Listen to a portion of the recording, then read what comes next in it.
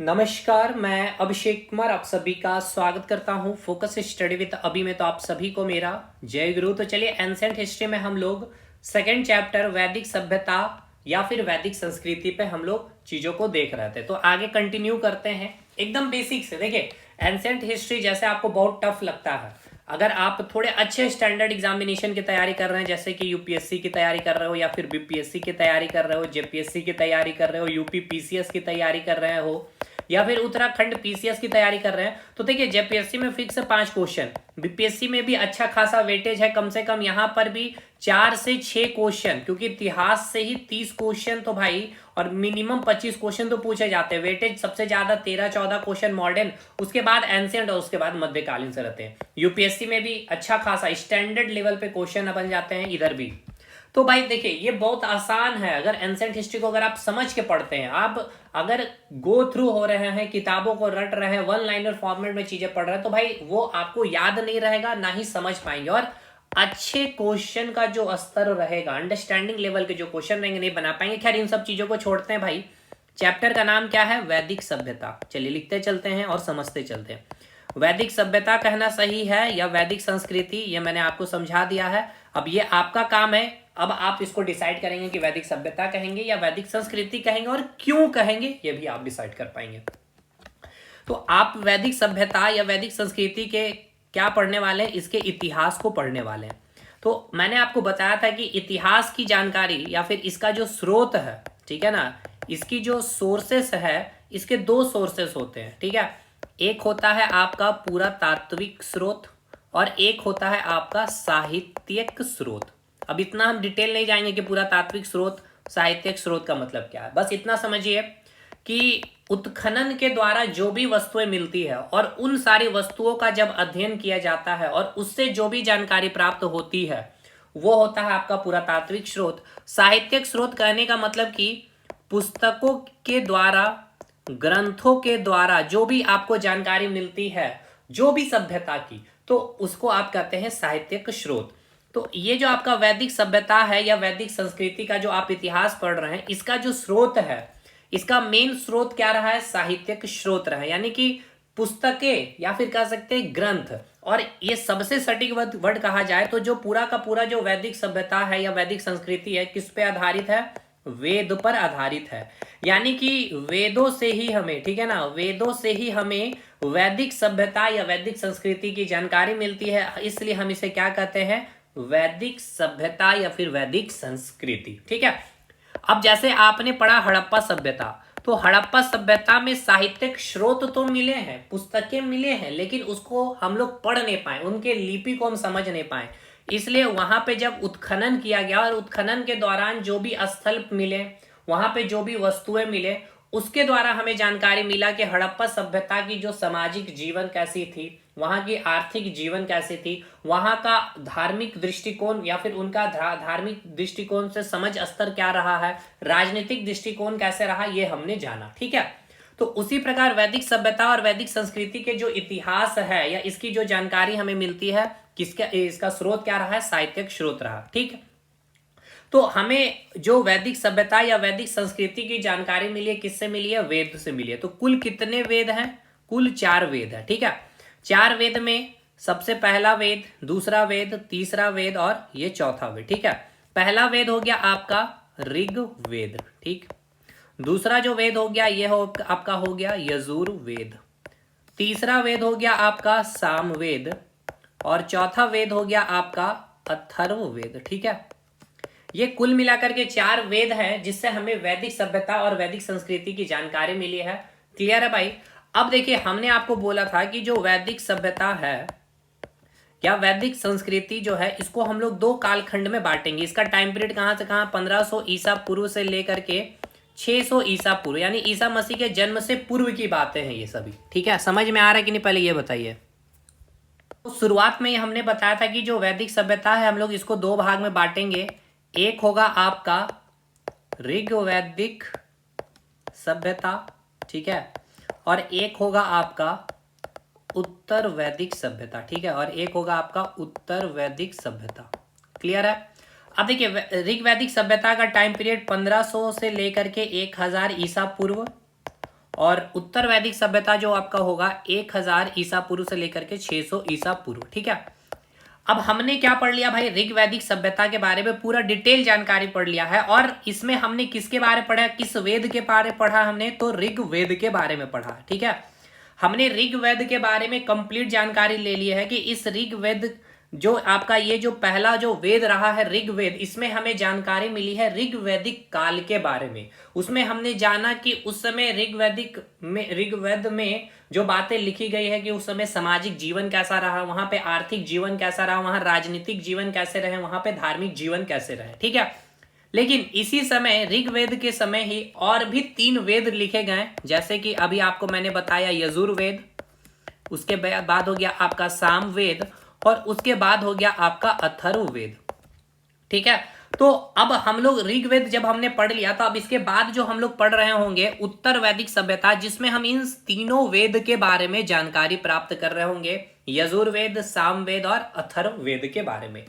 क्या समझ में आया कि नहीं आया, पहले ये बताइए। देखिए हमने आपको क्या क्या बता दिया भाई, हमने आपको बताया कि जो चैप्टर हम लोग पढ़ रहे हैं वैदिक सभ्यता या फिर वैदिक संस्कृति, इसके इतिहास को जानना चाह रहे हैं, तो हम लोग इतिहास की जानकारी कैसे प्राप्त करते हैं, तो इसके लिए हमारे पास 2 स्रोत है। एक है आपका पुरातात्विक। पुरातात्विक कहने का मतलब यह है कि उत्खनन के द्वारा जो भी सामग्री प्राप्त होती है, उस सामग्री का क्या किया जाता है, अध्ययन किया जाता है। अध्ययन ये किया जाता है कि ये कितने वर्ष पुरानी है, ये किस धातु के बने हुए हैं, लोगों की पसंद क्या है, कौन से पालतू पशु है, कौन क्या वहां पे लोग जीविका यापन करने के लिए, या फिर उनका मुख्य भोजन क्या रहा, ये सारी चीजें हम इस प्रकार से जानकारी प्राप्त कर लेते हैं। और दूसरा जो तरीका है वो है साहित्यिक स्रोत। साहित्यिक स्रोत मतलब ये कि हमें क्या मिलती है भाई, किताबें लिखी हुई मिलती है ना, हमें क्या मिलती है, किताबें लिखी हुई मिलती है, पुस्तकें लिखी हुई मिलती है, जिसमें वो सारी बातें लिखी रहती है कि उस काल के दौरान लोग अपने सामाजिक जीवन यानी मनोरंजन कैसे करते थे, भोजन क्या करते थे, वस्त्र क्या धारण करते थे, धार्मिक जीवन के बारे जानकारी प्राप्त होती है कि कौन से धर्म यानी कि कौन किस प्रकार की पूजा करते थे, प्रकृति पूजा करते थे या मूर्ति पूजा करते थे, मंदिर थे या नहीं थे, है ना। या फिर राजनीतिक जीवन के बारे में भी जानकारी प्राप्त होती है कि वहां पे राजा प्रथा का सिस्टम था, लोकतंत्र था या राजतंत्र थे। या फिर हमें यहाँ पे ये जानकारी मिलती है कि उस काल के दौरान क्षेत्र का विस्तार कहाँ तक था उस काल की। उसी प्रकार हम लोग आर्थिक जीवन के बारे में उस समय लोगों का जो मतलब जो आर्थिक स्थिति थी, किस पर आर्थिक जो जीवन था वो किस पर आधार था, कृषि कार्य में, पशुपालन करते थे, क्या करते थे। तो ये सारी जानकारी हमें पुस्तकों में या फिर ग्रंथों में जब लिखी हुई रहती है, तो उससे जब जानकारी प्राप्त करते थे, उस इतिहास को हम जब जान रहे होते, तो उसका स्रोत क्या हो गया, वो साहित्यिक स्रोत हो गया। ठीक है, तो ये जो वैदिक सभ्यता या वैदिक संस्कृति है, इसके जो इतिहास के बारे में हमें जानकारी मिलती है, वो किससे मिलती है, साहित्यिक स्रोत से मिलती है। यानी कि जो वैदिक सभ्यता या वैदिक संस्कृति की हमें जानकारी किससे मिली है, वेदों से प्राप्त होती है। इसलिए है तो हम इसको वैदिक सभ्यता का नाम भी देते हैं।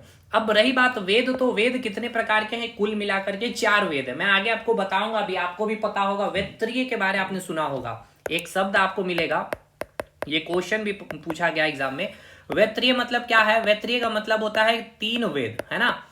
कई इतिहासकार ने जो आपका ये अथर्ववेद है ना, इसको वेद माना ही नहीं है, क्योंकि इसमें अथर्ववेद में क्या भाई, जादू टोना तंत्र मंत्र की बातें की गई है, तो कई इतिहासकार इसको वेद मानते ही नहीं। इसलिए वेत्रिय में आपसे पूछा जाएगा कौन सा वेद शामिल नहीं है, तो अथर्ववेद शामिल नहीं है। ठीक है, मात्र 3 वेद कौन कौन, ऋग्वेद, यजुर्वेद और सामवेद ही शामिल है। खैर इस पर हम लोग आगे बात करेंगे। तो कुल मिलाकर के 4 वेद है, ऋग्वेद है, यजुर्वेद है, सामवेद है और अथर्ववेद है। इसके बाद हमने आपको बताया कि जो वैदिक सभ्यता है और जो वैदिक संस्कृति है, इसको हम लोग 2 कालखंड में बांटेंगे, एक होगा ऋग वैदिक कालखंड और एक होगा उत्तर वैदिक सभ्यता या फिर उत्तर वैदिक काल। तो ऋग वैदिक सभ्यता जो है, इसमें हम लोग किस वेद के बारे में कंप्लीट जानकारी प्राप्त कर ली है, ऋग वेद के बारे जानकारी प्राप्त कर ली। ठीक है, यानी ऋग वैदिक काल में हमने ऋग वेद के बारे में जानकारी प्राप्त कर लिया है। और इसी समय ऋग वेद के अलावे भी और भी 3 वेद लिखे गए, यजुर्वेद, सामवेद और अथर्ववेद। अच्छा, तो इसके बारे में हम लोग जानकारी प्राप्त करेंगे उत्तर वैदिक सभ्यता, यानी कि ये हम लोगों का कंप्लीट हो चुका है। और इसके बाद अब हम लोग कंप्लीट करेंगे उत्तर वैदिक सभ्यता के बारे में। ठीक है, जानेंगे यजुर्वेद, सामवेद, अथर्ववेद का मतलब क्या है, इसमें क्या चीजें हैं। इसमें हम लोग जानेंगे कि यहाँ पे जो लोगों की सामाजिक जीवन, आर्थिक जीवन, राजनीतिक जीवन, धार्मिक जीवन, कैसे ये लोग जीवन यापन करते थे, तो ये हम लोग पढ़ने वाले हैं। समझ में आ रहा ना भाई, एकदम सिस्टमेटिक वे में चलिए। अब एक बात बतलाइए, ऋग्वेद में या फिर ऋग्वेद में आपने जो भी चीजें पढ़ा, यानी कि ऋग्वैदिक सभ्यता के बारे में आपने जो जाना, तो इसमें क्या लिखे हुए थे भाई? मंत्र थे, है ना। 10,580 मंत्र है, उसको सूक्त में बांटा गया, उसमें मंडल रहे हैं, जिसमें क्या है भाई, आपको मेनली यहाँ पर यज्ञ की बात की गई है, कोई कर्म कांड की यहाँ पर चर्चा नहीं की गई है ना। एक शब्द आपको बार बार देखने को मिलेगा, कर्म कांड। देखिए कर्म कांड का मतलब क्या होता है? कोई भी चीज को बढ़ा चढ़ा करके करना। देखिए एक जो तरीका मैं अभी आपको जो पढ़ा रहा हूं, ठीक है, बड़ा सिंपल तरीका, अब इसी को बढ़ा चढ़ा करके बनाने का तरीका होगा वीडियो का। क्या किया जाएगा? बीच बीच में बहुत सारे वीडियो आपको दिखाया जाएगा, कई सारे आर्टिफिशियल इंटेलिजेंस यानी एआई के दौरान ही पूरा वीडियो को डिजाइन कर दिया जाएगा। तो बहुत ही बढ़ा चढ़ा करके दिखाना, उसे आप कहते हैं कर्मकांड। और सिंपल वे में चीजों को जानना, जो आपको एकदम सिंपल वे में चीजें लिख करके बताया जा रहा अभी क्लासेस, ये हो गया आपका सिंपल फॉर्म। तो ऋग्वेद में क्या है भाई? मंत्र है, प्रार्थना करना है, प्रकृति पूजा करना है, सिंपल वे में। कोई कर्मकांड की चर्चा नहीं की गई है कि आपको पूजा करने का तरीका क्या है, वो सारी बातें आपको देखने को नहीं मिलेगी। तो यहाँ लेकिन जब आप उत्तर वैदिक काल पढ़ेंगे तो इसी में आपको सबसे पहला कर्मकांड पुस्तक मिलेगा, यजुर्वेद, जहां पे सबसे पहला आपसे पूछा जाएगा कर्मकांड पुस्तक, यानी कि आपको प्रार्थना करना कर, यानी कि यजुर्वेद में आपको लिखा गया है कि अगर आपको कोई भी प्रार्थना करना है या कोई यज्ञ कर रहे हैं, तो अगर यज्ञ कर रहे हैं तो आपको कौन सा वस्त्र धारण करना है, कौन से रंग का वस्त्र धारण करना है, हवन कुंड जो बना रहे हैं वो किस आकार का होना चाहिए, चतुर्भुजाकार होना चाहिए, त्रिभुजाकार होना चाहिए, वृत्ताकार होना चाहिए, या फिर आप जो आप जब बैठ रहे होंगे हवन करने के दौरान, वो आपका मुख किस दिशा में होगा, आप दाएं बैठे या बाएं बैठे, कितने वनस्पतियां आपको रखनी है, कुछ स्पेशल वनस्पतियां रखनी है, फल रखने हैं, ये प्रकार की ये सब सारी चीजें क्या हो गया? कर्म कांड। तो पहला कर्म कांड हम लोग देखेंगे यजुर्वेद। खैर ये सब अभी हम लोग आएंगे यहाँ पे। तो समझ में आया ना? आज हम लोग जो पढ़ने वाले हैं भाई, क्या पढ़ने वाले हैं? उत्तर वैदिक सभ्यता के बारे में। तो उत्तर वैदिक सभ्यता में मेनली हमने 3 वेद के बारे में जानकारी प्राप्त करेंगे। चलिए यहाँ तक समझ में आया पहले कि नहीं, पहले ये बताइएगा। अच्छा, एक डाउट आपका रहता था कि जो भी ये यूट्यूब पे जाएगा ये वीडियो, जो इंटरेस्टेड है, अगर एडमिशन से रिलेटेड पूछते हैं कि सर डिटेल आराम से चीज़ों को पूरा सिस्टमेटिक वे में, नोट्स भी जैसे कि आपको मिल जाए यहाँ पे, जैसे देख सकते हैं सब कुछ मिलेगा पीटी प्लस मेंस लेवल तक का भाई। तो ये एप्लीकेशन है हमारा और ये मोबाइल नंबर है, कोई भी दिक्कत हो तो आप यहाँ पे कांटेक्ट कर सकते हैं, ठीक है। चलिए आगे बढ़ते हैं। देखिए एक सीक्वेंस मैं लिखूंगा, इस सीक्वेंस को समझने की कोशिश करिएगा, ठीक है ना। देखिए एक सीक्वेंस मैं लिखूंगा, इसको समझने का कोशिश करना है आपको, क्योंकि यहाँ से भी क्वेश्चन पूछा जाएगा और ये आपको समझना भी जरूरी है भाई। देखिए सबसे पहले आपका वेद की रचना हुई, वेद के बाद आपका उपवेद की रचना हुई है, ठीक है ना। उपवेद के बाद ब्राह्मण पुस्तक की रचना हुई। ब्राह्मण कहने का मतलब कोई व्यक्ति, जाति, धर्म विशेष की बात नहीं है, पुस्तक है, ब्राह्मण पुस्तक की रचना हुई है। ब्राह्मण पुस्तक के बाद अरण्यक पुस्तक की रचना हुई है, और अरण्यक पुस्तक के बाद जो अंतिम पुस्तक होगी या फिर अंतिम साहित्य जो होगी वो होगी उपनिषद, ठीक है। उपनिषद को वेदांत भी कहा जाता है, समझिएगा, अंतिम है ये साहित्य, इसलिए इसको कहा जाता है वेदांत, यानी कि वेदों का अंत हो रहा है यहाँ पे, ठीक है ना, वेदों का अंत हो रहा है, इसलिए इसको वेदांत भी कहा जाता है। मैंने ये सीक्वेंस लिखा, ये आपको समझ में नहीं आया कोई बात नहीं, मैं अभी आपको समझाऊंगा। देखिए सबसे पहले मैंने क्या बोला? वेद। वेद के बाद किसकी रचना हुई है? उपवेद की रचना हुई है। उपवेद के बाद ब्राह्मण पुस्तक की रचना हुई है। ब्राह्मण पुस्तक के बाद अरण्यक पुस्तक की रचना हुई है, और अरण्यक पुस्तक के बाद उपनिषद की रचना हुई है। उपनिषद को ही क्या कहा जाता है? वेदांत कहा जाता है। वेदांत का अर्थ होता है वेदों का अंत। यहीं पे वैदिक सभ्यता, यानी कि जो आप वैदिक सभ्यता पढ़ रहे हैं मेरे भाई, जो आप वैदिक सभ्यता जो आप पढ़ रहे हैं, इसमें आप जो पढ़ रहे कंप्लीटली किसके बारे पढ़ रहे हैं? वेद के बारे पढ़ रहे हैं, यानी कि साहित्य के बारे पढ़ रहे हैं, यानी कि वेदों का जो साहित्य है उसके बारे ही पढ़ रहे हैं आप, है ना। अब जैसे कैसे, देखिए वेद है, अब वेद के बाद क्या लिखा गया? एक साहित्य ही हो गया ना, उपवेद। उपवेद के बाद फिर से दूसरा साहित्य ब्राह्मण, ब्राह्मण के बाद फिर से दूसरा पुस्तक जो लिखा गया अरण्यक, अरण्यक के बाद जो अंतिम है, और इसके बाद फिर जो पूरा का पूरा वैदिक साहित्य का अंत होगा, इसलिए इसको कहा गया है वेदांत। तो पहला ये सब क्वेश्चन है, इतना मैं अगर आपको जा करके डीपली में बोल रहा हूं तो यहां से सवाल बनते हैं, ठीक है ना। तो वेदांत का मतलब समझ में आया। उपनिषद को क्यों वेदांत कहा गया है? वैदिक साहित्य का यहीं पे क्या होता है? फाइनली अंत होता है। अब इसको एक एग्जाम्पल के फॉर्म में मैं बता रहा हूं। ये हो गया आपका एनसीईआरटी पुस्तक, ठीक है। वेद हो गया, एनसीईआरटी पुस्तक हो गया, ठीक है। अब उपवेद हो गया आपका साइड बुक, यानी कि जैसे कि अब 11th 12th में आपने फिजिक्स का, या चलिए 11th 12th में साइंस किसी का नहीं भी हो सकता, ऐसा भी हो सकता है, मान के चलिए एनसीईआरटी की कोई भी पुस्तक है, उसकी एक लाइन में बहुत सारी मीनिंग छुपी हुई होती है, इसको पढ़ना थोड़ा सा कठिन होता है ना, इसकी लैंग्वेज, इसकी भाषा थोड़ा सा टिपिकल होता है बिल्कुल, इसलिए उसको सरल बनाने के लिए आप क्या करते हैं, साइड बुक खरीद लेते हैं, जैसे साइंस का या मैथ्स का, करते हैं कि नहीं, बिल्कुल। इसके बाद भी अगर साइड बुक से भी समझ नहीं आता तो आप फिर क्या करते हैं, एक गाइड पुस्तक खरीद लेते हैं सेम सब्जेक्ट का, मान लेके चलिए साइंस की एनसीईआरटी रही है भाई। अब इसकी भाषा जो है, चलिए मैं यहाँ लिख भी दे रहा हूं ताकि आपको अच्छे से समझा पाऊं। देखिए जो एनसीईआरटी का जो भाषा है, यानी कि जो उसकी लैंग्वेज है, या फिर उसका जो मतलब कि जो शब्दावली है, इसको क्या बोल सकते हैं भाई, शब्दावली को, जो वर्ड्स हो जाएंगे, ठीक है ना, जो शब्दावली है वो काफी कठिन होते हैं, तो उसको सरल बनाने के लिए, उसको सरल समझने के लिए आप क्या करते हैं, साइड बुक को परचेस करते हैं। सेम साइंस के लिए मैं बात कर रहा हूँ, या मैथ्स या रीजनिंग कोई भी हो। उसी प्रकार जब ये भी आपको इसमें भी कुछ चीजें समझ नहीं आ रही, कुछ चैप्टर नहीं समझ आ रहे, तो उसके बाद भी आप फिर क्या करते हैं, गाइड पुस्तक को परचेस करते हैं। इसके बाद भी जब बात नहीं बनती, कुछ चीजों पे और भी डाउट रह जाते हैं, तो गाइड के बाद भी और भी बहुत सारे लोकल पब्लिकेशन या फिर कुछ टीचर के भी बुक्स आपको मिल जाते हैं, है ना। और इसके बाद भी जब नहीं समझ में आता है तो भाई यहाँ पे स्टूडेंट्स के आपको क्या मिल जाते हैं, नोट्स मिल जाते हैं, जो मतलब सेलेक्टेड जो स्टूडेंट्स होते हैं, टॉपर स्टूडेंट्स हो जाए, या फिर टीचर के भी नोट्स हो जाते हैं यहाँ पे, ठीक है। तो ये फाइनली अब आपका अंतिम स्टेज होता है। उसी प्रकार वेद में भी आपने देखा जो अंतिम स्टेज क्या है, वेदांत है, और ये जो फाइनल जो नोट्स हो गया, ये आपका पढ़ने के वे में मैं आपको समझा रहा हूँ, एकदम समझिए। ये जो मैंने आपको बताया, इसका मतलब ये है, जो वेद है ना, जो वेद है वो आपका संस्कृत भाषा में लिखी हुई होती है, ठीक है।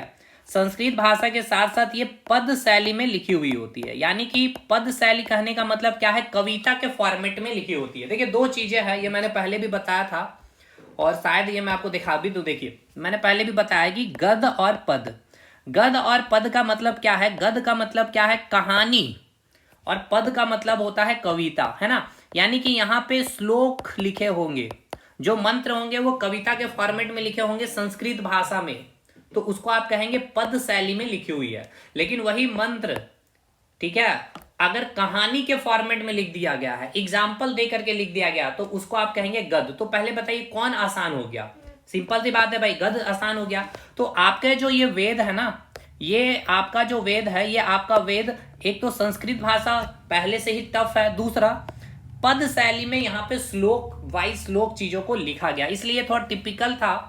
तो इसको आसान बनाने के लिए उपवेद की रचना की गई, ठीक है, उपवेद की रचना की गई। ये भी आपका संस्कृत भाषा में लिखा गया, और ये भी आपके पद शैली में ही लिखी गई, लेकिन कंपैरेटिवली जो शब्दों का चयन किया गया होगा, या फिर उसकी जो स्तर होंगे वो थोड़ा लो लेवल पे होंगे, ठीक है। तो समझ में आया, वेदों को आसान करने के लिए, जैसे कि आपका एनसीईआरटी काफी टफ लग रहा था पुस्तक, उसको आप आसान से पढ़ रहे हैं, वही बातें जो एनसीईआरटी में लिखी गई है, लेकिन उसको थोड़ा सा सरल भाषा में थोड़ा लंबा चौड़ा बढ़ा करके चीजें लिखी गई है। यानी कि वेद की ही बातों को उपवेद में ही लिखा गया, लेकिन थोड़ा सा आसान करके, लेकिन ये भी पद शैली में लिखा गया। पहली बात तो ये, तो एक तो आप ये क्लियर करिए, जो आपका वेद है और जो उपवेद है किस शैली में लिखी गई है, गद्य या फिर पद। तो भाई क्लियर है, ये पद शैली में लिखी गई है, ठीक है, क्लियर है, ठीक है।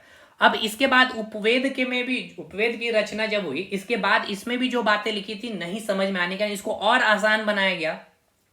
तो उसी बातों को, यानी कि जो वेद में बातें जो लिखी गई थी, उसको कहानी के फॉर्मेट में लिख दिया गया, ठीक है। इसको क्या किया गया, कहानी के फॉर्मेट में लिखा गया, और कहानी का फॉर्मेट में लिखना मतलब गद्य के फॉर्म में लिख दिया गया, ठीक है। गद्य में लिख देने का मतलब कहानी का फॉर्म में लिखना। तो देखिए जब कहानी, कोई भी चीज आप बोलते हैं, जैसे कि अगर आपने कोई मूवी देखा, देखिए एम एस धोनी का आपने मूवी देखा होगा, तो रियलिटी एम एस धोनी और उसका जो कहानी बना करके जो आपको रिप्रेजेंट किया गया एम एस धोनी के मूवी में, क्या वो रियलिटी वही सेम चीज आपको दिखाया गया? नहीं, यानी कि उसमें कर्म कांड दिखाया गया। कर्म कांड कैसे दिखाया गया, बहुत सारी चीजों को बढ़ा चढ़ा करके फिल्म में दिखाया गया, है ना, जो आप खुद भी देख रहे होते थे भाई ऐसा पॉसिबल नहीं है, या ऐसी चीजें उसके साथ हुई नहीं है। तो बढ़ा चढ़ा करके, यानी कि ब्राह्मण जो पुस्तक था, ये पहला, ये इसकी जो प्रवृत्ति थी कैसी, ये कर्म कांडीय पुस्तक थी भाई, ठीक है। ये कैसी पुस्तक थी, कर्म कांडीय पुस्तक थी, या फिर बोल सकते हैं इसकी शैली कैसी थी, ये कर्म कांडीय शैली की थी, ठीक है, कर्म कांडीय ये ग्रंथ थी। तो आपको यहां तक समझ में आया कि ये पहले ये बताइए, ठीक है। मैंने बताया सबसे पहले वेद है, ठीक है। वेद संस्कृत भाषा में किस शैली में लिखी गई है, पद शैली में लिखी गई है। जो बहुत कठिन होने के कारण इसको सरल बनाने के लिए, समझने के लिए इसको क्या किया गया, इसके बाद वेद में जो बातें लिखी गई है, मंत्रों को क्या किया गया, इसको उपवेद में कन्वर्ट किया गया। ठीक है, उपवेद भी आपका पद शैली में ही लिखा गया है संस्कृत भाषा में। इसको और आसान बनाने के लिए ब्राह्मण पुस्तक की रचना की गई, जिसको क्या किया गया, जो वेद में बातें जो लिखी गई है, जैसे कि अब एक एग्जांपल समझिए, सत्यनारायण स्वामी का, सत्यनारायण स्वामी, ठीक है ना, सत्यनारायण ठीक है, सत्यनारायण स्वामी की जो कथा पढ़ा जाता, ठीक है, देखिए सत्यनारायण स्वामी कथा में जो भी मंत्र है वो कहाँ लिखे होंगे भाई, वेद में लिखे होंगे। अगर वेद में लिखे होंगे तो संस्कृत भाषा में लिखे होंगे और पद शैली में लिखे होंगे। अगर ये वेद में जो सत्यनारायण स्वामी का जो मंत्र लिखा हुआ है, अगर वो पढ़ करके अगर आपको सुनाए पंडित जी, ठीक है, जजमान साहब अगर आपको सुनाएंगे तो क्या आपको समझ में आएगा? नहीं आएगा। तो इसी सत्यनारायण स्वामी कथा का क्या किया गया होगा भाई, उपवेद भी लिखा गया होगा, साथ के साथ इसको और आसान करने के लिए ब्राह्मण पुस्तक भी लिखे गए होंगे, है ना। तो आज जो आप सत्यनारायण स्वामी की कथा को पढ़ते हैं, कैसे, कहानी के माध्यम से, कहानी कहने का मतलब है गद्य फॉर्मेट में कहां लिखा गया होगा, ब्राह्मण पुस्तक में, तब जाकर के आपको चीजें समझ में आ रही होती है। समझ में आया? तो भाई उसमें क्या है, कर्मकांडी जोड़ देना, यानी कि ब्राह्मण पुस्तक में किसको जोड़ दिया गया, कर्मकांड को जोड़ दिया गया। देखिए ये इंपॉर्टेंट जो मैं बता रहा हूं ये याद रखिएगा, ये बहुत इंपॉर्टेंट लाइन जो मैं आपको बता रहा हूं। ब्राह्मण पुस्तक कैसी पुस्तक है भाई, कर्मकांडीय पुस्तक है। कर्मकांडीय पुस्तक मतलब क्या है, इसमें कोई भी चीज करने का आपको बहुत चीजों का तरीका आपको बताया जाएगा, ठीक है ना। जैसे कि अगर आप छात्र हैं, ठीक है, अगर आप छात्र हैं तो आपको एग्जाम पास करना है, तो ब्राह्मण पुस्तक जब आप पढ़ेंगे तो इसमें आपको बताया जाएगा कि आप ये अंगूठी पहनिए तो आपको इतने दिनों के बाद या इतने साल के बाद या ये सारी चीजें में सक्सेस मिलेगी, या ये लॉकेट पहन लीजिए, ये हो गया आपका कर्म कांड, ठीक है, या आप ये पूजा पाठ करिए, ये यज्ञ करिए, इतने दिन तक यज्ञ करिए, इतने दिन फल खा करके रहिए, मीठा खा करके रहिए, नमक खा करके रखिए, ये सब हो गया कर्म कांड जो आपके इस ब्राह्मण पुस्तक में लिखी होती है। इसके बाद फिर आपका रचना हुआ अरण्यक पुस्तक। इस अरण्यक पुस्तक में मेनली क्या फोकस किया गया, इस अरण्यक पुस्तक में जो जोड़ दिया गया है तपस्या की, ठीक है ना, यानी कि तप पे जोड़ दिया गया। किस पे जोड़ दिया गया भाई, तप पे जोड़ दिया गया। तप पे जोड़ देने का मतलब क्या है, देखिए वेद के बाद किसकी रचना हुई, उपवेद के बाद ब्राह्मण पुस्तक की रचना हुई, ब्राह्मण पुस्तक के बाद भी चीजों को और आसान बनाने के लिए अरण्यक पुस्तक की रचना हुई है। अरण्यक पुस्तक में लिखा क्या जा रहा है कि एज ए स्टूडेंट अगर आपको सफलता चाहिए भाई, तो कोई कर्म कांड करने की आपको जरूरत नहीं है, ठीक है ना, कोई पूजा पाठ, अंगूठी, लॉकेट या कुछ भी चीजें पढ़ने की जरूरी नहीं। आपको क्या करना है, अरण्यक पुस्तक बोल रहा, आपको तप करने की जरूरत है। तप मतलब तपस्या। देखिए यहाँ पे जो अरण्यक में आपका अरण्य जो शब्द है ना, अरण्य शब्द का अर्थ होता है वन या फिर जंगल, मतलब वन और जंगल में जाकर के क्या करिए, तपस्या करिए। तो भाई आप छात्र तो आप क्या कहेंगे, वन और जंगल में जाकर तपस्या करिएगा, सक्सेस मिल जाएगा? नहीं। इसका कहने का मतलब ये है कि आप जब पढ़ाई कर रहे हैं तो अपने शरीर को कष्ट पहुंचाइए। कष्ट पहुंचाने का मतलब कैसे भाई, आप पढ़ रहे हैं अपने हाथ पैर से शरीर को मारिए, नहीं। जैसे अभी ठंड का मौसम अगर आप पढ़ रहे हैं तो ठंड के मौसम में ऐसा नहीं है कि रात 10 होते होते आपको सो जाना, ठंड नहीं, 11, 12, 2, 3 बजे, मतलब शरीर में इस प्रकार से तपस्या करनी है, तब जाकर के आपको क्या मिलेगी, सफलता मिलेगी, ठीक है। ये आपका कौन बोल रहा है, अरण्यक पुस्तक बोल रहा है। और फाइनली अंतिम जो पुस्तक साहित्य, वेदों का जो साहित्य का अंत हो रहा होगा, जिसको हम लोग कह रहे होंगे उपनिषद। उपनिषद किस पे जोड़ दे रहा है, तो उपनिषद जो बातें बता रहे हैं इसको समझिएगा। उपनिषद के बारे में देखिए, उपनिषद, ठीक है, तो देखिए एक चीज को समझिए, यहाँ पे 3 शब्द हैं, एक है आपका उप, एक है आपका नी और एक है आपका सद। एक आपने पढ़ा भी होगा राष्ट्रपति के बारे में और एक पढ़ा होगा आपने उपराष्ट्रपति के बारे में, है ना। तो भाई समझिए उप और यहाँ पे इसके डिफरेंस को मैं आपको यहाँ बताना चाहता हूँ, क्योंकि यहाँ भी उप है और यहाँ भी उप है।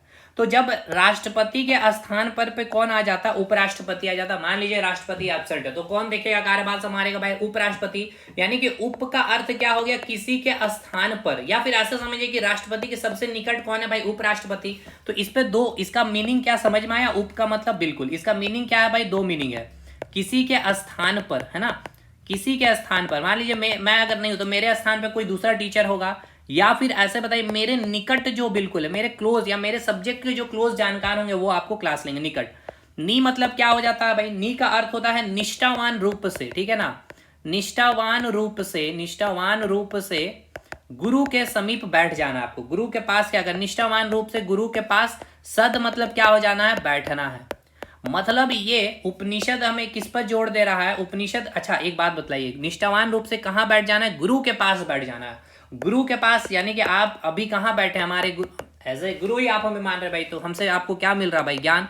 यानी उपनिषद किस पे फोकस करता है, किस पे जोड़ दे रहा है? ज्ञान पे जोड़ दे रहा है। ये सब क्वेश्चन है, यही सब आपका एग्जामिनेशन में क्वेश्चन पूछेगा भाई, ज्ञान पे जोड़ दे रहा है, ठीक है ना। उपनिषद किस पे जोड़ दे रहा है? ज्ञान पे जोड़ दे रहा है। इसका मीनिंग भी समझ में आया? उपनिषद मतलब हो गया निकट, ठीक है। निकट या किसके स्थान पर? गुरु के स्थान पर जाकर के बैठिए निष्ठावान रूप से, ठीक है। और क्या करिए आप? वहां से ज्ञान की प्राप्ति करिए। समझ में आया? देखिए हमने आपको क्या क्या बताया। हमने आपको ये बोला मेरे भाई, सबसे पहले भाई वेद आई, वेद की रचना हुई, वेद के बाद वेद को आसान करने के लिए उपवेद की रचना हुई, उपवेद को और आसान करने के लिए ब्राह्मण पुस्तक की रचना हुई, ब्राह्मण पुस्तक को और आसान करने के लिए अरण्यक, और उसके बाद उपनिषद अंतिम, या कहा जाए वेदों का जो अंतिम स्टेज है, या वैदिक साहित्य का जो अंत हुआ उपनिषद से ही, ठीक है। इसलिए इसको कहा गया वेदांत, यानी कि वेदों का अंत यहीं से हो जाता है, ठीक है। वैदिक साहित्य का अंतिम कड़ी अगर पूछा जाएगा तो क्या है?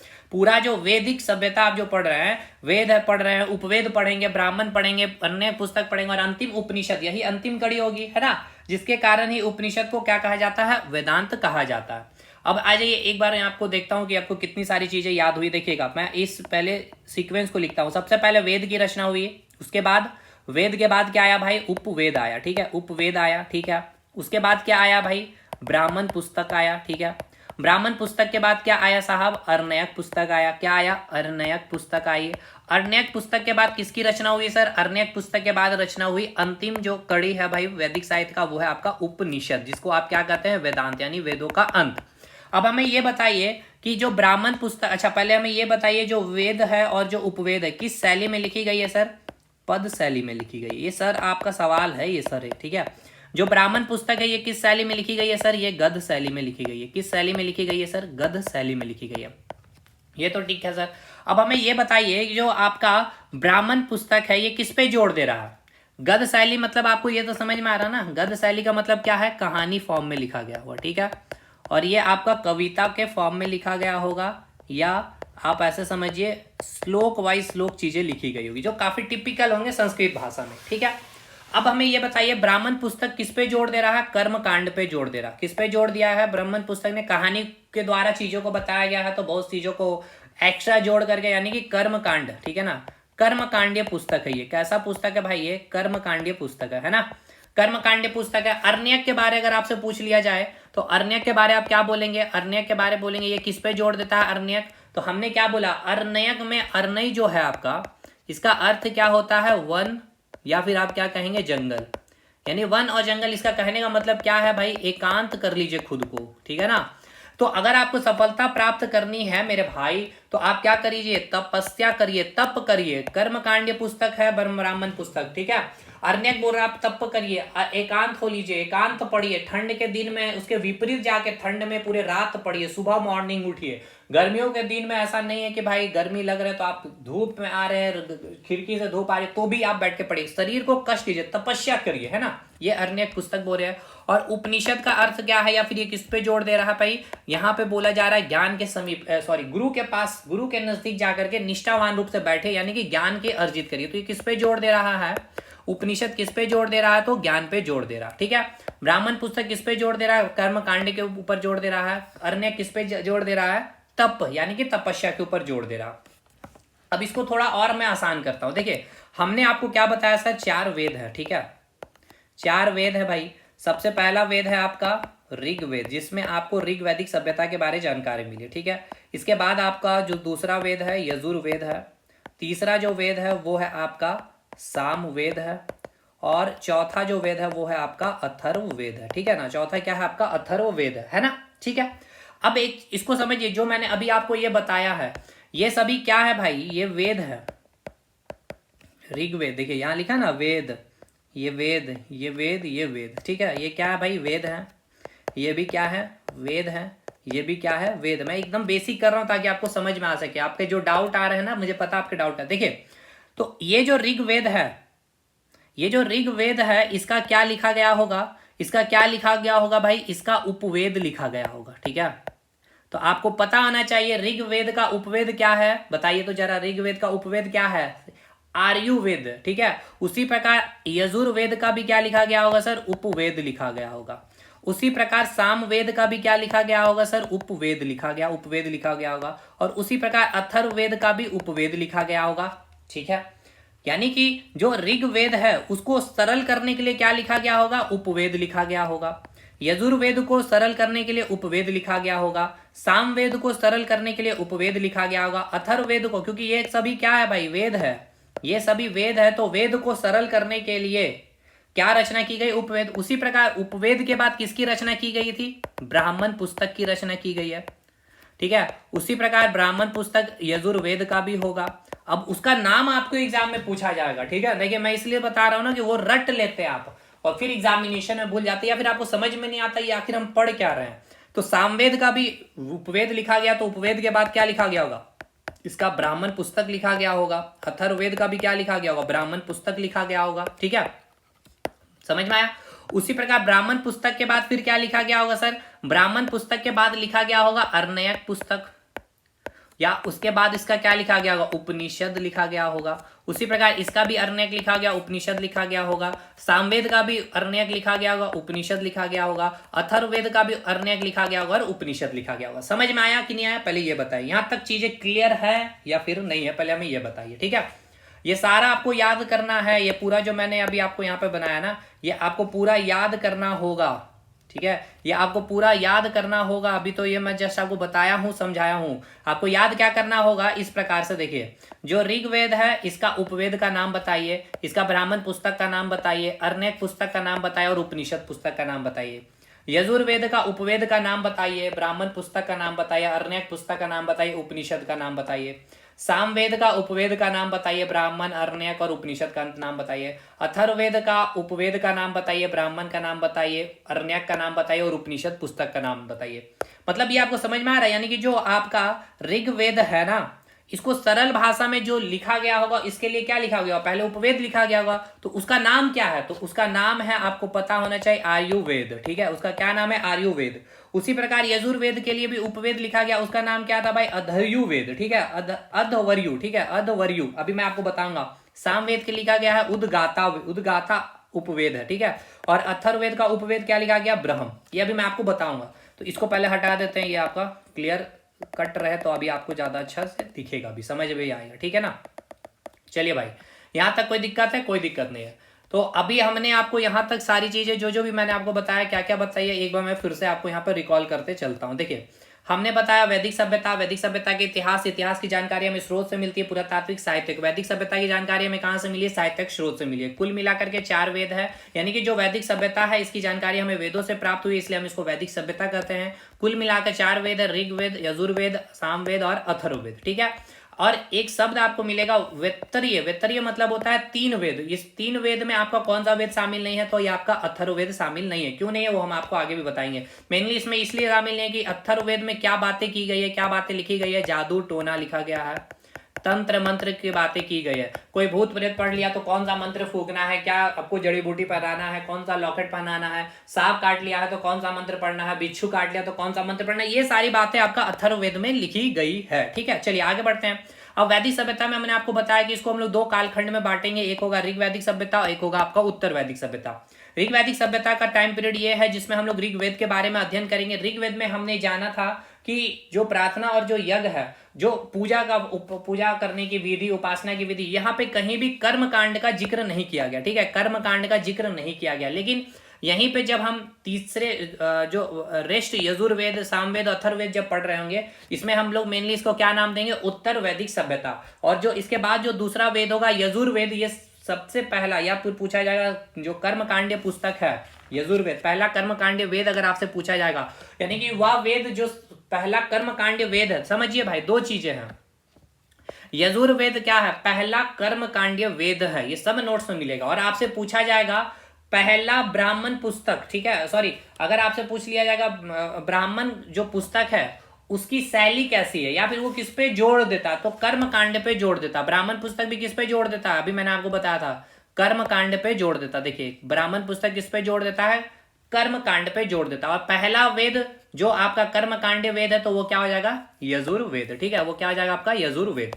इसके बाद फिर हमने आपको ये बताया सीक्वेंस वेद उपवेद, यानी वेद को आसान करने के लिए उपवेद लिखा गया, उपवेद को आसान करने के लिए ब्राह्मण पुस्तक लिखा गया। तो वेद और उपवेद किस शैली में लिखी गई है? पद शैली और संस्कृत भाषा में, ठीक है।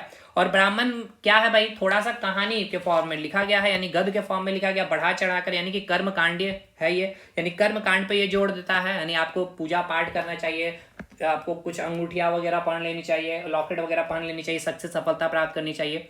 और ब्राह्मण पुस्तक को और सरल करने के लिए रचना किया गया अरण्यक की, जो आपको किसमें बात करती है? ये तपस्या करने की बात करती है, ठीक है ना। अरण्य का अर्थ होता है वन और जंगल।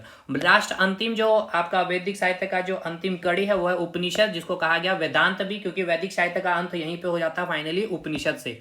उपनिषद किस पे जोड़ देता है? ज्ञान के ऊपर, ठीक है। यहां तक समझ में आया। उसी पे यहां मैंने आपको बताया कि जो आपके 4 वेद हैं, तो 4 वेद है, यानी ऋग्वेद है, तो ऋग्वेद भाई वेद है ना, ऋग्वेद क्या वेद है। तो इसको नहीं समझ में आया तो इसको सरल करने के लिए क्या लिखा गया होगा? इसके उपवेद लिखे गए होंगे, इसके फिर क्या लिखे हुए होंगे? इसके क्या लिखे गए होंगे? ब्राह्मण पुस्तक लिखे गए होंगे, इसके अरण्यक पुस्तक लिखे गए होंगे, इसके उपनिषद भी लिखे गए होंगे। उसी प्रकार यजुर्वेद के लिए भी उपवेद लिखे गए होंगे, ब्राह्मण पुस्तक लिखे गए होंगे, अरण्यक पुस्तक लिखे गए होंगे और उपनिषद लिखे गए होंगे। बिल्कुल, तो ये अब आपको पढ़ना है और ये आपके एग्जाम में पूछा जाएगा। अब आप समझ पाए होंगे बहुत अच्छे से, ठीक है। चलिए भाई, तो सबसे पहले अब हम यहाँ पे स्टार्ट देखिए। पहला कुल मिलाकर के कितने वेद है? 4 वेद है, ठीक है। 4 वेद में सबसे पहला वेद कौन सा है भाई? ऋग्वेद। तो ऋग्वेद में क्या है भाई? आपको मैंने सब कुछ बतला रखा है, मंत्रों का यहाँ पे जिक्र किया गया है। कितने मंत्र है? 10,580 मंत्र है, 10 मंडल है, ठीक है। और कितने सूक्त हैं, ये सारी चीजें हमने इस पे जिक्र कर रखे, ठीक है। क्लियर है भाई? हर मंडल में क्या क्या है, कौन से मंडल में किसने किसने किसकी रचना की, ये सब हमने बता दिए। यानी अब हम लोग पढ़ने वाले हैं यजुर्वेद के बारे में, ठीक है। उसके बाद सामवेद और अथर्ववेद, यजुर्वेद, ठीक है, यजुर्वेद के बारे में। तो चलिए यजुर्वेद के बारे में सबसे पहले हम लोग जिक्र करते हैं। तो मैंने आपको क्या बताया? यजुर्वेद जो है सबसे पहला, ठीक है ना, कर्म कांड्य वेद। अगर आपसे पूछा जाएगा पहला कर्म कांड्य वेद कौन सा है? पहला कर्म कांड्य वेद, पहला कर्म कांडीय वेद है आपका यजुर्वेद, ठीक है। कर्म कांडीय वेद कौन है आपका? यजुर्वेद, पहला कर्म कांडीय वेद है। यानी कि यजुर्वेद में देखिए, समझिए, जो आपका ऋग्वेद है ना और यजुर्वेद में क्या डिफरेंस है।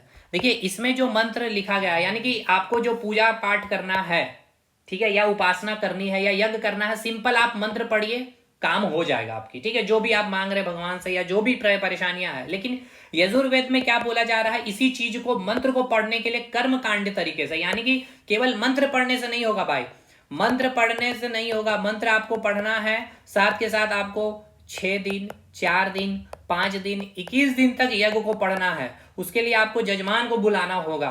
कुछ वस्त्र आपको इस प्रकार के कलर के, येलो कलर के पहनने हैं, लाल कलर के पहनने हैं, नारंगी कलर के पहनने हैं। फल धारण करके आपको 5 दिन, 4 दिन, 21 दिन करना है। आपको कुछ दान करना, ये हो गए कर्म कांडीय वेद। समझ में आया? कर्म कांड का मतलब आप समझ में आया? ऋग्वेद और यजुर्वेद में समझ में आ रहा होगा। अब अंतर क्या है? कुछ नहीं है। ऋग्वेद में भी मंत्रों का ही बातें लिखी गई है, इसमें भी मंत्र लिखे गए हैं, लेकिन अंतर यह है कि ऋग्वेद में, ठीक है ना, ऋग्वेद में क्या है भाई? ऋग्वेद में बस ये है कि आपको सिंपल मंत्रों का उच्चारण करना है। अगर आप यज्ञ कर रहे हैं या पूजा पाठ कर रहे हैं, करिए। कुछ यहाँ पे कर्म कांड जैसी का चीजें नहीं करना। लेकिन वही आपको मंत्र पढ़ना है तो उसको आपको कुछ कर्म कांड तरीके से वो बातें लिखी गई आपका यजुर्वेद में, ठीक है। पहला पॉइंट क्लियर हो गया।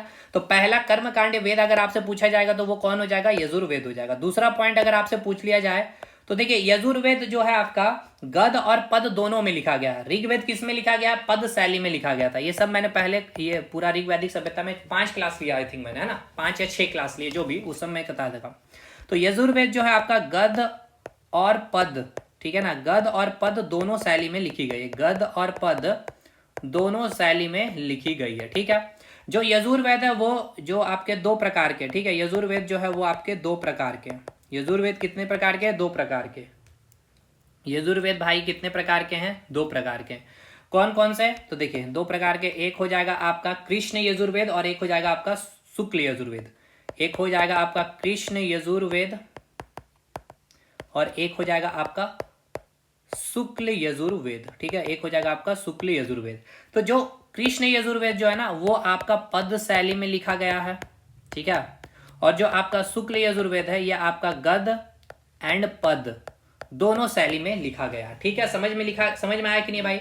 तो यजुर्वेद के बारे में हमने आपको क्या क्या बताया कि यजुर्वेद जो ये पहला कर्मकांडीय वेद है, गद और पद दोनों शैली में लिखी गई है। दो प्रकार के यजुर्वेद है, एक आपका कृष्ण यजुर्वेद है और एक आपका शुक्ल यजुर्वेद है। कृष्ण यजुर्वेद आपसे पूछेगा किस शैली में लिखा गया है, तो आप कहेंगे पद शैली में लिखा गया है।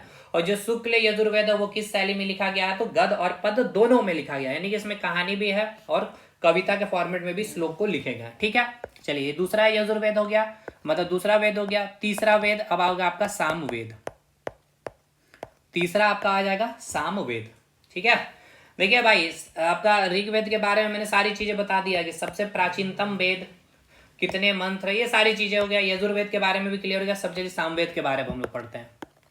सामवेद में क्या है, तो सामवेद में कुछ नहीं है। देखिए जो बातें आपकी ऋग्वेद में लिखी गई है, जो बातें मतलब जो भी मंत्र ऋग्वेद में लिखे गए हैं, ठीक है ना, ऋग्वेद के मंत्रों को क्या किया गया है, ऋग्वेद के मंत्रों को क्या किया गया, संगीतमय में बदल दिया गया। ऋग्वेद के मंत्रों को संगीतमय कर दिया गया। मतलब क्या है इसका समझिएगा, संगीतमय किया गया है, संगीतमय किया गया। इसका मतलब क्या है, जैसे कि यहाँ पे मान लीजिए कोई मंत्र है, ठीक है ना, ह्रीम ब्रिंग श्रीम, ठीक है, जस्ट एक एग्जांपल ऋग्वेद में लिखा गया।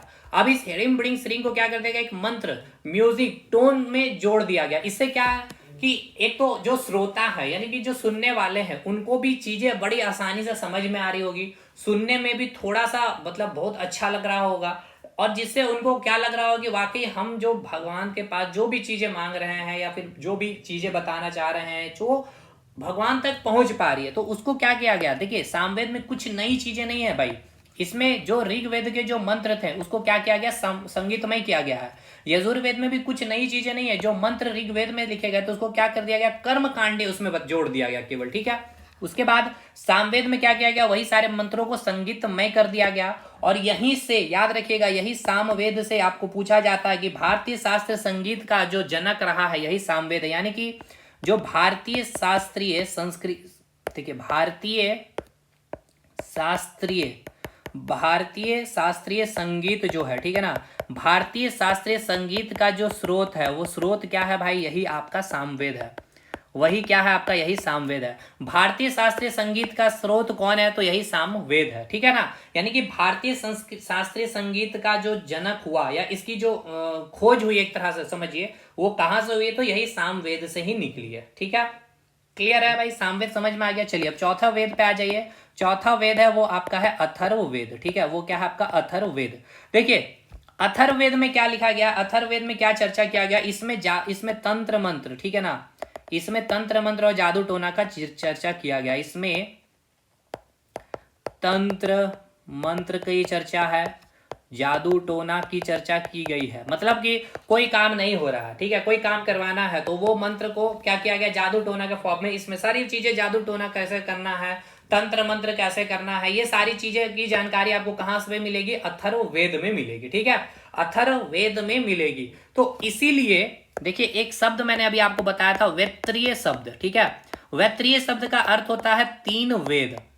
और तीन वेद मतलब ये है कि बहुत सारे जो इतिहासकार है कि ये जो आपका अथर्ववेद है ना, इसको कई सारे इतिहासकार, मैं लिख भी दे रहा हूं, कई सारे इतिहासकार जो हैं इसको क्या करते हैं, वेद नहीं मानते। कई इतिहासकार इसको वेद नहीं मानते हैं। ठीक है, इसलिए आपको याद रखना है वैत्रीय शब्द का, वैत्रीय शब्द में जो तीन वेद है, वैत्रीय में क्या, वैत्रीय मतलब तीन वेद। तीन वेद में कौन कौन से वेद है, याद रखिएगा, एक है आपका ऋग्वेद, उसके बाद है यजुर्वेद और उसके बाद है सामवेद। ठीक है, कौन सा वेद शामिल नहीं है वैत्रीय शब्द में, अथर्ववेद। अथर्ववेद को क्यों नहीं माना गया कई इतिहासकार के द्वारा, क्योंकि इसमें भाई तंत्र मंत्रों की चर्चा की गई है, जादू टोना की, कोई सांप बिच्छा काट लिया गया तो उसके लिए कौन सा मंत्र पढ़ना है, कोई कार्य नहीं हो रहा तो ये जादू टोना किया जा रहा है, किसी को कोई चीज में अगर आपको लिप्त करवाना है, फंसाना है, या इस तरीके कोई भी मतलब कि एक मतलब होता है ना जादू टोना, ये सारी चीजें जो चर्चा है वो आपका अथर्ववेद में किया गया। ठीक है, दूसरा सबसे इंपॉर्टेंट पॉइंट याद रखिएगा कि जो भारतीय चिकित्सा जो पद्धति है आयुर्वेद, ठीक है ना, आयुर्वेद का जनक, ठीक है, किसको कहा जाता है, अथर्ववेद को ही कहा गया। यानी कि जो आज आप जो आयुर्वेदिक दवा, ठीक है ना, खाते हैं ना, जो आज आप आयुर्वेदिक दवा जो खाते हैं, ठीक है, आयुर्वेदिक जो दवा खाते हैं भाई, तो ये आयुर्वेदिक दवा का खोज या फिर आयुर्वेदिक का जनक कौन है भाई, यही अथर्ववेद ही है। ठीक है, यानी भारतीय चिकित्सा, भारतीय चिकित्सा आयुर्वेद का जनक। देखिए दो चीज है इसमें कंफ्यूज होते हैं स्टूडेंट। देखिए भारतीय चिकित्सा आयुर्वेद का जनक कौन है, तो अथर्ववेद है, ठीक है, अथर्ववेद है। यहाँ पे क्या कंफ्यूजन होता समझिएगा। देखिए यहाँ मैंने क्या लिखा, भारतीय चिकित्सा आयुर्वेद का जनक कौन है, अथर्ववेद। इसको हटाइए पहले कलर। देखिए मैंने बोला कि जो ये आपका जो अथर्ववेद है इसमें क्या है, तंत्र मंत्र जादू टोना की चर्चा की गई है, और इसको इस कारण कई इतिहासकार क्या कहते हैं, वेद नहीं मानते हैं। और दूसरा जो भारतीय चिकित्सा, ठीक है ना, भारतीय चिकित्सा जो ग्रीन कलर से मैं दिखला रहा हूँ आयुर्वेद, यानी भारतीय चिकित्सा जो आयुर्वेद है, जो आज आप आयुर्वेदिक दवा वगैरह जो खा रहे होते, इसके जनक ही कौन है, अथर्ववेद है, ठीक है। कौन है, अथर्ववेद। तो ये जो आयुर्वेद यहाँ पे जो आपको दिख रहा है ना ग्रीन कलर से, इसमें ही कंफ्यूजन स्टूडेंट को हो जाता है, क्या आप समझिएगा। देखिए यहाँ कंफ्यूजन क्या हो जाता है, तो अभी मैंने आपको बताया था कि जो वेद है उसको सरल भाषा में लिखा गया था, तो उसको अपने क्या कहा, उपवेद। उससे भी सरल ब्राह्मण, उसके बाद अरण्यक पुस्तक, उसके बाद उपनिषद, है ना।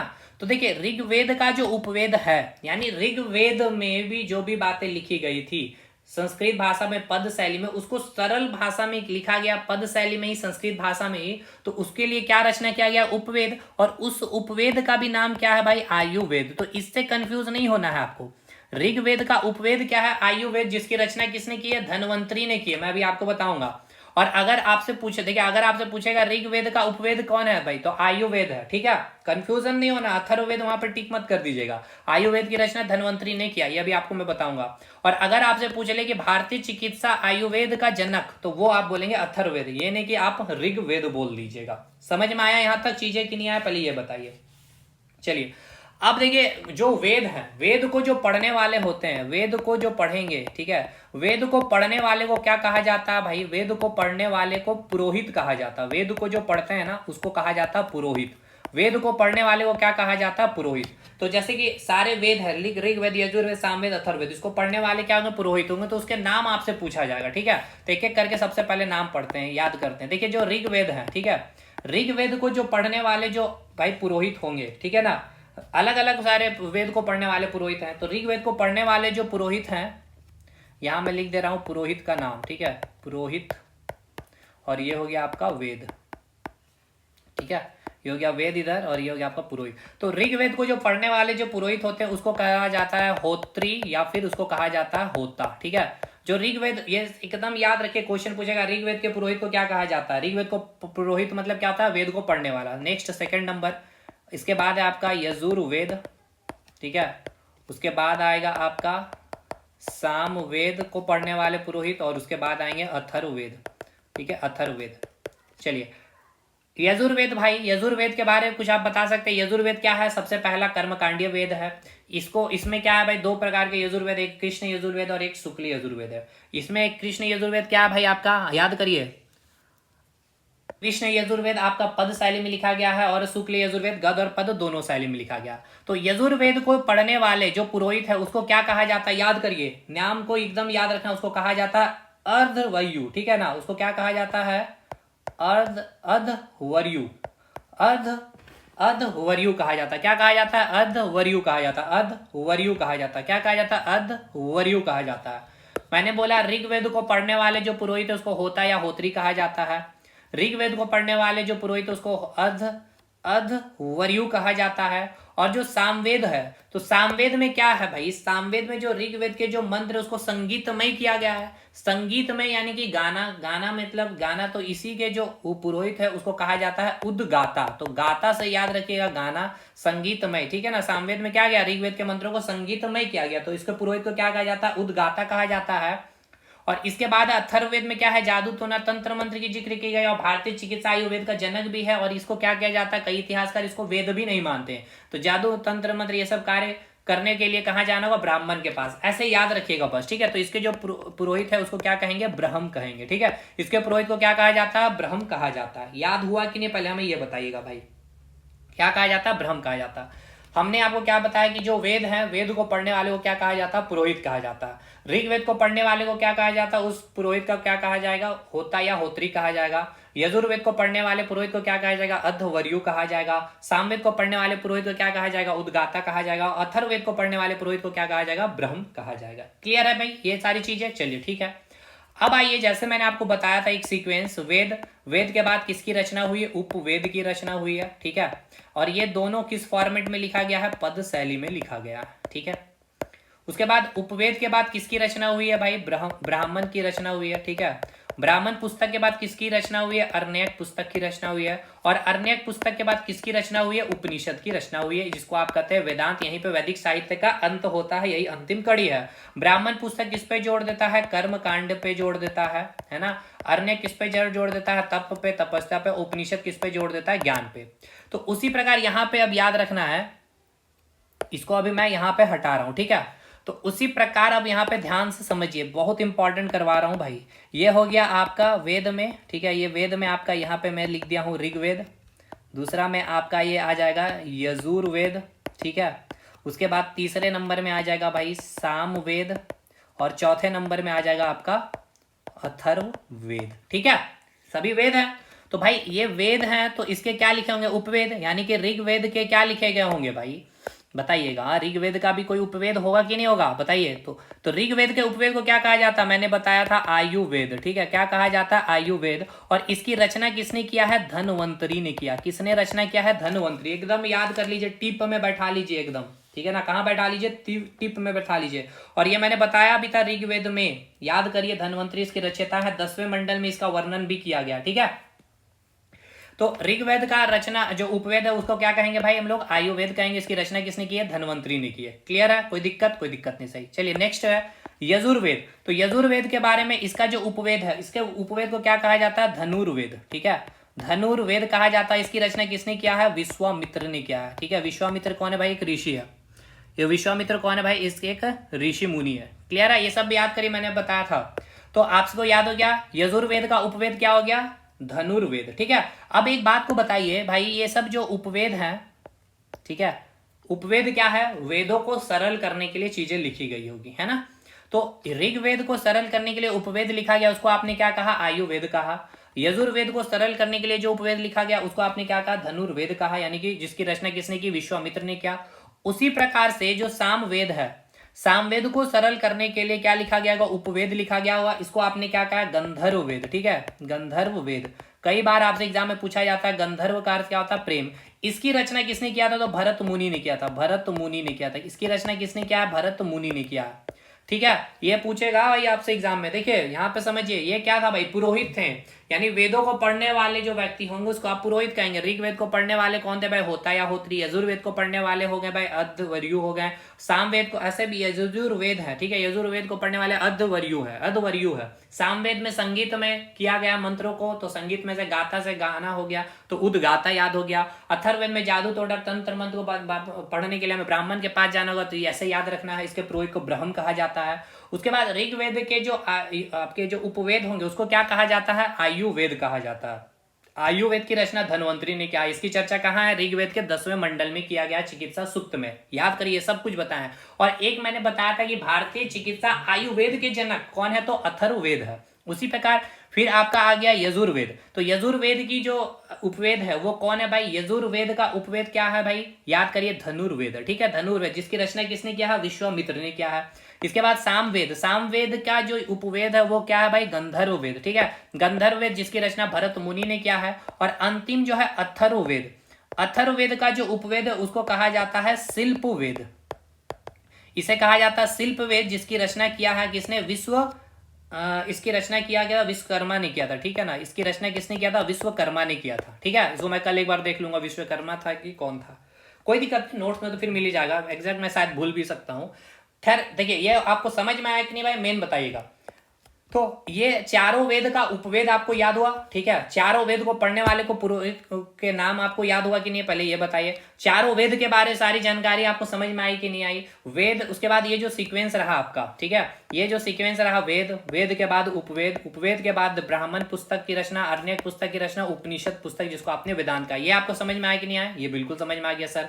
इसके बाद एक चीज को और समझिए, इसके जो रचनाकार है ये आपसे पूछा जाएगा। देखिए जैसे कि यहाँ पे मैंने आपको बताया, क्या मैंने बताया कि जो ऋग्वेद है इसके रचनाकार कौन है, ऋग्वेद के जो उपवेद है आयुर्वेद, इसके रचनाकार कौन है, धन्वंतरी है। यजुर्वेद के जो जो उपवेद है धनुर्वेद, इसके रचनाकार कौन है, विश्वामित्र है। सामवेद के जो उपवेद है वो है गंधर्वेद, इसके रचनाकार कौन है, भरत मुनि है। अथर्ववेद इसके जो उपवेद है वो है शिल्पवेद, जिसके रचनाकार कौन है, विश्वकर्मा। देखिए यहाँ पे जो आप देख रहे हैं ना शिल्पवेद यानी कि शिल्पाकार, यानी कि जो आर्किटेक्चर है, तो यहीं से इसी शिल्प वेद से ही आपका वास्तुशास्त्र निकाला गया। ठीक है, वास्तुशास्त्र यानी वास्तुशास्त्र जैसे कि आप घर बनाते हैं ना, तो घर बनाने के दौरान आपका घर का दरवाजा मेन गेट किधर होगा, रूम का जो दरवाजा है हर रूम का दरवाजा किस डायरेक्शन में होगा, उत्तर दक्षिण पूर्व पश्चिम, सीढ़ी किस डायरेक्शन में होंगे, किचन किस डायरेक्शन में होगा, बाथरूम का डायरेक्शन किधर होगा, कोई ऑफिस बना रहे हैं उसका गेट किधर होना चाहिए, पूजा रूम किधर होना चाहिए, ये सारी की सारी बातें इसी वास्तुशास्त्र में लिखा गया। और ये वास्तुशास्त्र कहाँ से लिया गया है, इसी शिल्प वेद से लिया गया। ठीक है,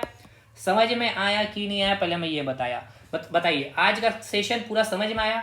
अब देखिए आगे का सेशन में हम लोग क्या जानेंगे, ये समझेंगे कि ये तो हमने पूरा यहां तक क्लियर कर लिया भाई, उपवेद हमने पूरा पढ़ लिया। ठीक है, चारों वेद का आपने उपवेद याद कर लिया।